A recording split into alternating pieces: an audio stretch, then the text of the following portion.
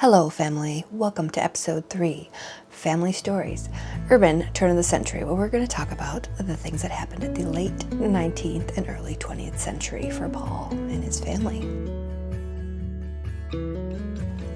In the 1890s, things were looking up for Paul and his family. He already ran a successful store that he rented from a local Irishman, a saloon, boarding house for local migrants.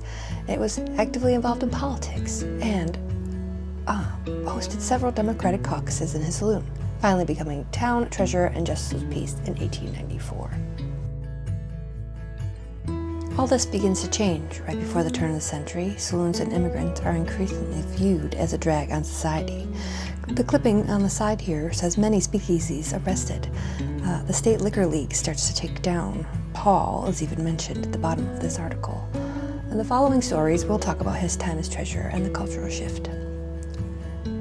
A sensational murder in the town leads to an investigation of corruption into the town's finances. This is of great importance because who is our treasurer at this time? In 1898, Mr. Michael Corcoran is murdered and robbed in his saloon. This becomes a little concerning because now the treasurer is wanted for account in 1899, and he had said he'd given some money to Mr. Corcoran. And then in 1900, there's a sheriff's sale. They put up Paul's house for auction in December.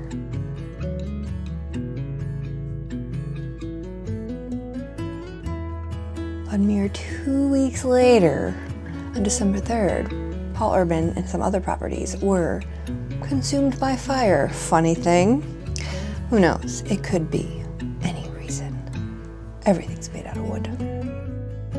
The case of Paul Urban in the hands of the jury, charged with retaining money belonging to the township. The judge's charge refers to deplorable states of affairs in the township, questions of fact for the jury, and other cases of the day. Paul is convicted in June of 1902. He is charged with embezzlement. Did he use money for himself?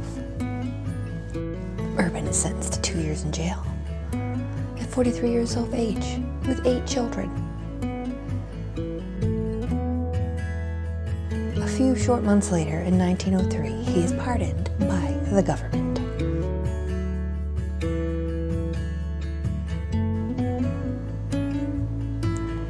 Continue on for the next episode where tragedy continues. Can anyone guess what's it about? Thank you for watching.